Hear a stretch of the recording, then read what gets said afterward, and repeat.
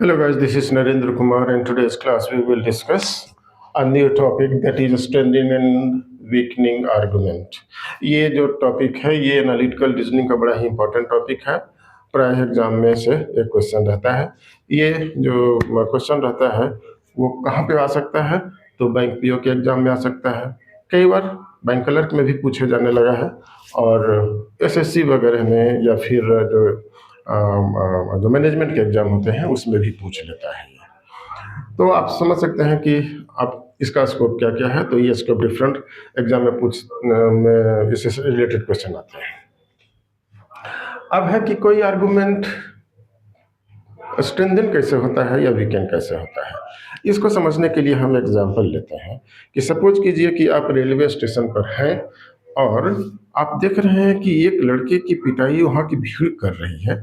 फिर आपको लगता है कि क्या हुआ, क्यों पिटाई कर रहे हैं। तो आप समझते हैं कि चलो जरा चल के देखते हैं और फिर देखते हैं कि अरे ये लड़का तो मेरी जान पहचान का है। ये तो एकदम लोग गलत समझ रहे हैं इसके बारे में कि इतना अच्छा लड़का है, ये तो चोरी पॉकेटमारी बिल्कुल नहीं कर सकता है। लोग इसको पॉकेटमार समझ के पीट रहे हैं, ये पॉकेटमार हो नहीं सकता है। ये एकदम से मिसकंसेप्शन हुआ है, पॉकेटमारी किसी और ने की होगी, फंस गया है लड़का। आप उस भीड़ को कहते हैं रुको रुको रुको रुको, ये लड़का ऐसा नहीं है, ये बिल्कुल ऐसा नहीं, मैं इसको जानता हूँ, पर्सनली जानता हूँ, ये ऐसा नहीं है। अब ये एकदम से अच्छा लड़का है, अच्छे परिवार का है, ये चोरी क्यों करेगा, पॉकेटमारी क्यों करेगा।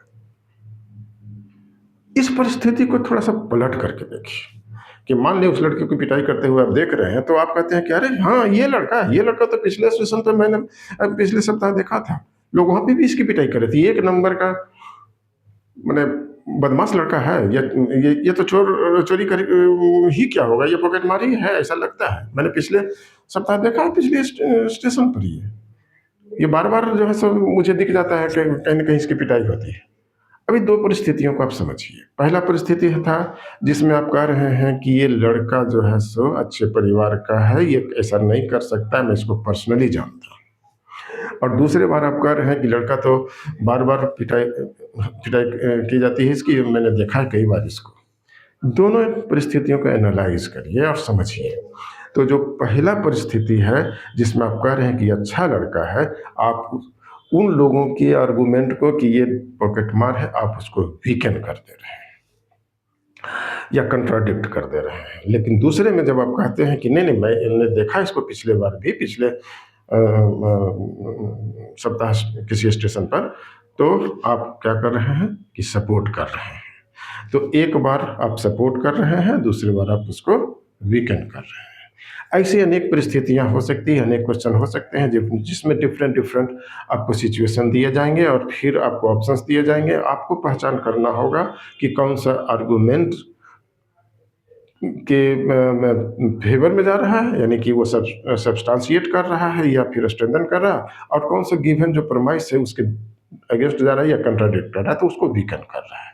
तो स्ट्रेंथनिंग मतलब सिंपल सिंपल समझिए कि ऐसा फैक्ट जो कि मेन प्रमाइस को सपोर्ट कर रहा है उसको कहेंगे कि स्ट्रेंथन कर रहा है, और इसके विपरीत जो है वो उसको वीकन कर रहा है। तो स्ट्रेंथनिंग और वीकनिंग का फंडा आप समझ गए होंगे। इसी लाइट में आपको क्वेश्चन देखना है और फिर सोल्यूशन निकालने हैं। तो अब समझते हैं कि ये कितने तरह से स्ट्रेंथन हो सकता है या वीकन हो सकता है। तो पहला है कि an argument will be strengthened if the stated premises are supported by some more facts of the same nature। Same nature के फैक्ट को आप जब कहते हैं तब आप उसको क्या कर रहे हैं, स्ट्रेंथन कर रहे हैं। जैसे एग्जांपल दिया कि लोग समझ रहे थे कि ये चोर है, आपने कह दिया कि हाँ पिछले स्टेशन पे मैंने पिछले सप्ताह इसको देखा था चोरी करते हुए, तो आप सेम नेचर की बात कर रहे हैं, वो भी पॉकेट मार कर रहे थे, आप भी पॉकेट मार कर रहे हैं, आप उसको सपोर्ट करते रहे हैं। दूसरा है क्या क्या, the hidden assumption are supported by fact of the same nature. Same nature के फैक्ट को आप दे रहे हैं तो आप क्या कर रहे हैं कि जो हिडन एजम्पशन है उसको भी आप सपोर्ट कर दे रहे हैं। और थर्ड है the conclusion itself is supported by a fact of the same nature. कई बार कंक्लूजन ही ऐसा लिखा रहेगा जो लगेगा कि ये जो बातें कही गई है प्रमाइस में उसको वो कंक्लूजन ही सपोर्ट कर दे रहा है। तो इस तरह से तीन परिस्थितियां हो सकती है जिसमें या तो प्रमाइस सपोर्ट हो सकता है, या फिर एजम्पशन को सपोर्ट किया जा सकता है, या फिर जो कंक्लूजन है इटसेल्फ वो प्रमाइस को सपोर्ट कर रहा है। आप समझ रहे होंगे कि सपोर्ट करने के लिए क्या क्या हो सकते हैं। प्रमाइस का सपोर्ट, एजम्पशन का सपोर्ट, और जो है सो कंक्लूजन इटसेल्फ सपोर्ट करेगा प्रमाइस को। दूसरी परिस्थिति हो सकती है जिसको आप कह सकते हैं कि weakening of argument. Weakening of argument का मतलब क्या होगा कि if the stated premises are contradicted by contradicting facts. Contradict कर रहा है, जैसा कि मैंने आपको एग्जांपल जो पॉकेटमार वाला दिया था, उसमें क्या कर रहा था कि आप कह रहे थे कि नहीं नहीं ये तो बड़ा अच्छा लड़का है, तो आप उन लोगों के जो प्रमाइस था कि ये पॉकेटमार है उसको आप कंट्राडिक्ट कर दे रहे हैं, आप उसके उल्टा बोल रहे हैं। सेकंड है the hidden assumptions are attacked by some contradicting facts. Assumption जो उसमें है उसको आप कंट्राडिक्ट कर दे रहे हैं कि लोग जो एज्यूम कर रहे हैं कि ये पॉकेटमार ही है, उसके एजम्पशन को आप कंट्राडिक्ट कर दे रहे हैं कि अच्छे घर का है ये ऐसा कर ही नहीं सकता है, ये पढ़ा लिखा लड़का है, नहीं कर सकता है। आप क्या कर दे रहे हैं, उसको कंट्राडिक्ट कर दे रहे हैं उन लोगों के एजम्पशन को। और तीसरा है the conclusion itself is directly contradicted by some contradictive facts. जो आपको ऑप्शन दिया गया है उसमें जो लिखा गया है वही कंट्राडिक्टरी है, तो इस ढंग से ये कंट्राडिक्शन हो सकता है। नेक्स्ट एक एग्जांपल लेकर के इसको देखते हैं। तो we must follow the policy of non violence. Gandhi ji ने क्या कहा था? तो गांधी जी ने कहा था कि non violence is one of the best policies and we must follow it. मतलब क्या हुआ कि we must follow the policy of non violence because Gandhi ji used to practise it. Analysis, analyse करके देखते हैं इस स्टेटमेंट को। तो ये किस टाइप का है आर्गुमेंट? तो ये सपोर्ट कर रहा है किस चीज को? नॉन वायलेंस को। प्रमाइस इसमें क्या कर रहा है? सपोर्ट कर रहा है कि Gandhi ji use to practise non violence, इसलिए we must practise non violence also. Hidden assumption क्या है कि what Gandhi ji did must be correct. मान ले रहे हैं कि गांधी जी जो किया था वो करेक्ट है, इसलिए हम इसको करेक्ट मान लिए, एजम्पशन है। और नेक्स्ट क्या कहता है? Conclusion we must follow the policy of non violence. हमें नॉन वायलेंस के पॉलिसी को फॉलो करना चाहिए, ये इसमें एजम्पशन है। अब एक और एग्जांपल लेकर इसको समझने का प्रयास करते हैं। वो एग्जांपल क्या है देखते हैं जरा सा।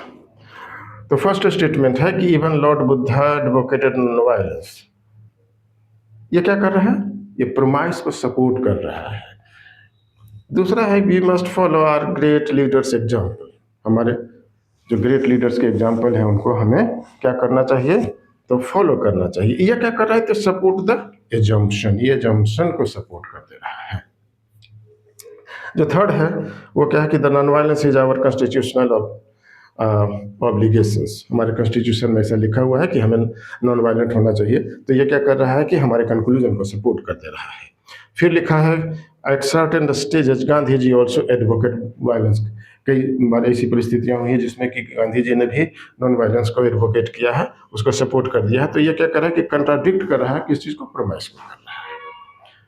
फिर है it is not necessary that what Gandhi ji did must be correct.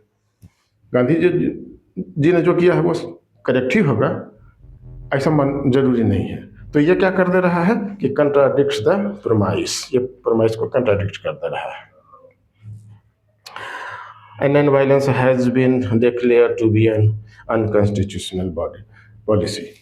और ये हमारे कॉन्स्टिट्यूशन में है कि हम उसे क्या करें कि माने कि हमारे कॉन्स्टिट्यूशन में लिखा हुआ है कि non violence has been declared to be an unconstitutional policy and so we must follow our constitution. We are the fit citizen of India, so we must follow the constitutional provisions, and in our constitution non-violence has been written very clearly. तो आप समझ सकते हैं कि ये सारी चीज़ें जो हमने अभी एग्जाम्पल देकर के समझाने का प्रयास किया है उसके बेसिस पर दिए गए स्टेटमेंट को, दिए गए आर्गूमेंट को आप समझ पाएंगे कि ये सपोर्ट कर रहा है या उसके अगेंस्ट जा रहा है। अगर ये सपोर्ट कर रहा है तो मतलब कि हम जो कुछ फैक्ट्स लिख रहे हैं वो उसके फेवर में लिखा हुआ है या हम जो फैक्ट्स दे रहे हैं, पढ़ रहे हैं, या हमें दिया गया है क्वेश्चन में, वो अगर उसके फेवर में जा रहा है तो वो सपोर्ट कर रहा है, और अगर उसके अगेंस्ट में जा रहा है तो वो कंट्राडिक्ट कर रहा है। तो इस ढंग से दिए गए क्वेश्चन को समझना है कि कौन सा स्टेटमेंट फेवर में है, कौन सा अगेंस्ट में जा रहा है। जो भी फैक्ट फेवर में जाएंगे वो स्ट्रेंथन करेंगे, और जो भी अगेंस्ट में जाएंगे उसको वीकन करेंगे। तो ये क्वेश्चन दो तरीके से पूछा जाता है एग्जाम में। एक तो पूछा जाएगा स्ट्रेंथनिंग एंड वीकनिंग आर्गूमेंट, दूसरा पूछा जाएगा कि सपोर्ट एंड सब्सटेंशिएट। तो जो सपोर्ट कौन कर रहा है, जो उसके फेवर में है, और जो अगेंस्ट में जा रहा है उसको निगेट कर रहा है। बहुत आसान सा टॉपिक है और बहुत ही इंपॉर्टेंट टॉपिक है, इसे ज़रूर समझ लें। ये एनालिटिकल रीजनिंग का क्वेश्चन, इस टॉपिक से एक आध क्वेश्चन तो आता ही रहता है।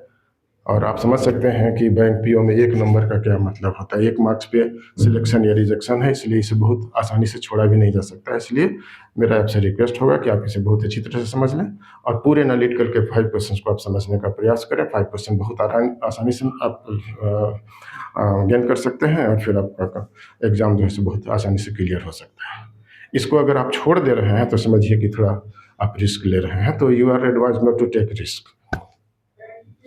बाकी आप खुद समझदार हैं, आप समझ सकते हैं। नेक्स्ट क्लास में फिर मिलेंगे कुछ नए टॉपिक के साथ में। तब तक के लिए गुड बाय, थैंक यू।